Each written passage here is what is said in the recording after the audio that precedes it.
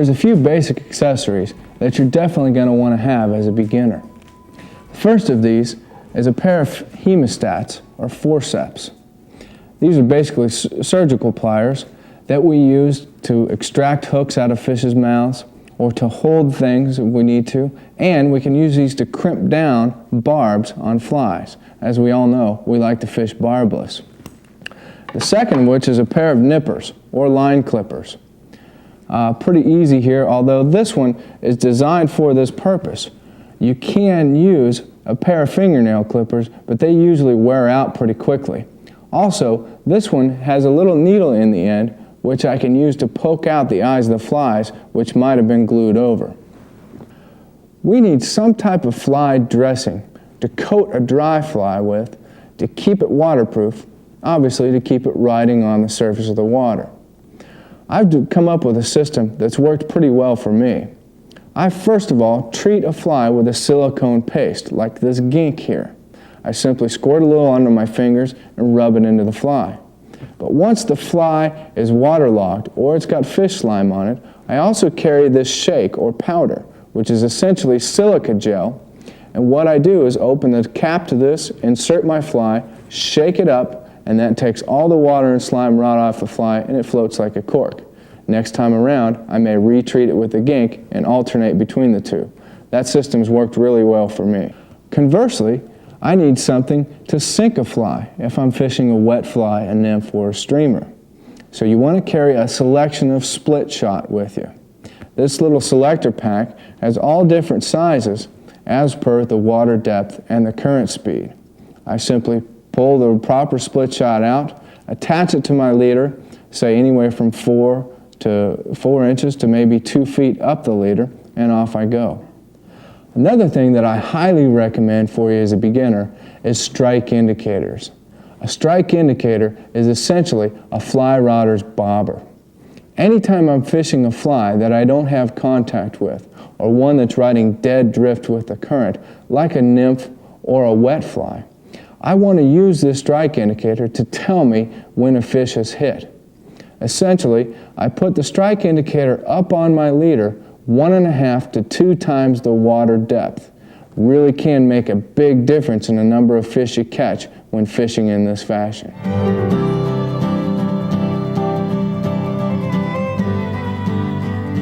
A fly vest is a piece of gear that you may eventually want to have. Sure, you can carry the basic accessories in your pocket or in a fanny pack or what have you, but eventually you'll find that you may want to have a vest. Believe me, you're going to acquire a few extra things other than the basics of what I showed you. Let me run you through some of the other things I carry and how I keep them arranged. First of all, around my neck, I wear the things that I use most often. This is a little lanyard. It's got a pad on the back and hooks on the front and beads to keep things separated. But here, I carry my forceps, my nippers. I also carry a hook hone. It's important to keep hooks sharp. And I carry my Tip Tech leader gauge, which we showed you when we worked with leaders. In this pocket, I carry what's called a leader straightener. I can run my leader through here, and it takes a lot of the kinks out of it. It also takes some of the glare off of a leader, which can spook fish. Moving over, I carry my strike indicators. In this pocket, I've got strike putty, and in this pocket, I carry some of the foam type indicators we just showed you. In this pocket here, I've got the dry shake, which I use to dry off a fly. I also carry with me a leader wallet. This is a handy piece of gear to have. Instead of having loose leader packages strewn all around my vest, I've taken this wallet and labeled it for each individual size and tippet diameter. And then I can keep my extras loaded up in this wallet and keep them handy right there. The thing that I do carry is a stomach pump. Now, you don't necessarily have to have this as a beginner, but I want you to know what it's for. Looks like a turkey baster. If I catch a fish and I'm having trouble figuring out what he's eating, without killing the fish, I can safely remove his stomach contents and inspect what he's been eating. Might help me have more success over a given day. Believe me, that's the one thing that makes people think that we really truly are crazy. On the inside of my vest, I do carry another pair of forceps on what's called a zinger. A zinger is a little pin-on reel that I can pull out. That's helpful in reaching down to release a fish or what have you. I've got a stream thermometer, which is useful obviously in telling the temperature of the water, which can mean there might be fish there, there might not be fish there. In this pocket, I carry my fishing license. I also carry a cloth to clean my sunglasses with, and I carry a little bit of toilet paper in case I need to blow my nose. On the inside of my vest, I've got tippet pockets. Here, I can carry 0x through 6x so that I've got enough diameters to rebuild the leader, and I've got extras in case I run out.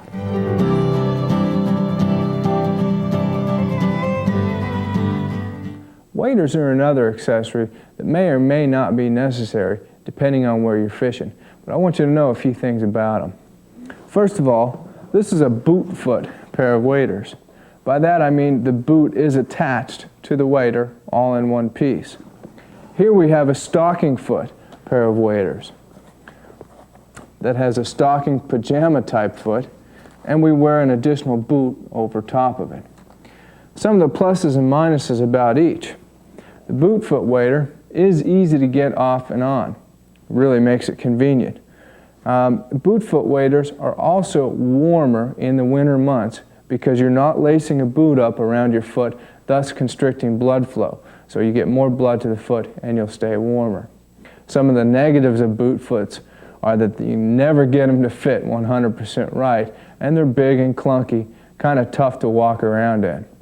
They also don't pack very well. They're fairly bulky and just don't roll up and fit into a suitcase like stocking foots do. Stocking foot waders are a little harder to put on.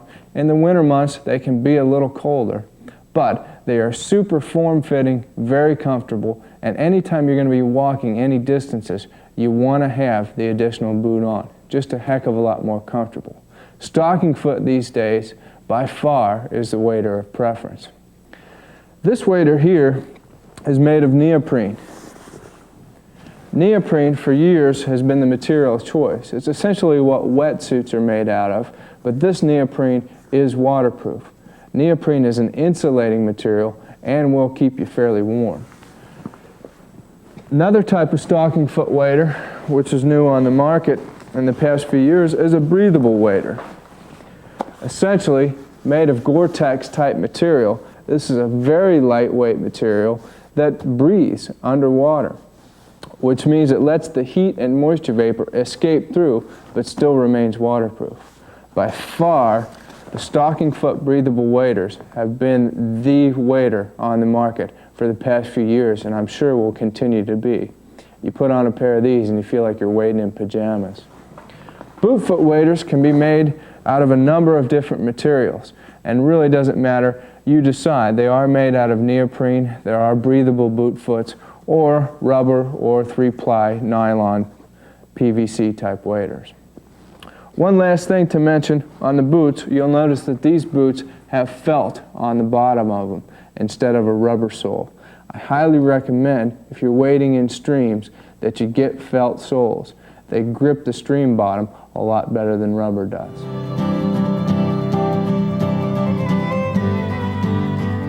Having the right pair of waders doesn't do you any good if you don't have the right thing underneath. You must have a wicking layer next to your skin underneath the waders. Never wear jeans. We have a saying in the fly fishing industry that cotton kills. You need to have a wicking layer like polypropylene or capylene long underwear next to your skin. The key to staying warm in the winter months is staying dry. So we'll wear the polypro or the capylene next to our skin, which wicks the moisture away, therefore keeping us warm and comfortable. Even in the summer months, we'll wear a non-insulating wicking layer, like a silk weight long underwear, that again pulls the moisture away and is going to keep us cool and comfortable. Now, if I need additional insulation over top of that wicking layer, I can wear something like fleece. Fleece is a great insulator and also continues to wick the moisture away. I highly recommend this over any type of cotton or sweatpants or things like that. It's also important for your feet to have the proper wicking layer. Again, I'll wear a specific wicking layer right next to my skin, again like polypropylene or capylene, and then layer over top of that with a wool sock. Wool really seems to be the best at insulating in most conditions.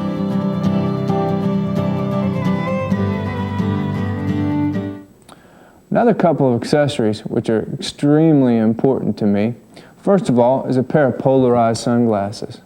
This is probably my most important piece of gear. Polarized sunglasses do a couple of things. First of all, they allow me to see into the water, so I can see depth, I can see structure, and I can see fish. Really cuts the glare on the surface of the water and makes all the difference in the world. The other thing that they do is protect my eyes. Recently saw a couple of pictures of a fellow that had a hook stuck right in his eye. I don't want that, and neither do you.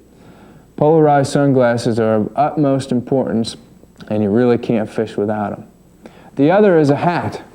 A hat is important also from shading my eyes from the sun, helping to cut the glare, and offering protection. If I were to wear a hat with a full brim around it, it helps protect my ears and my neck from both hooks and from the sunlight. If you like this video, hit subscribe. It helps out a lot. And check out these videos. We think you might like them too.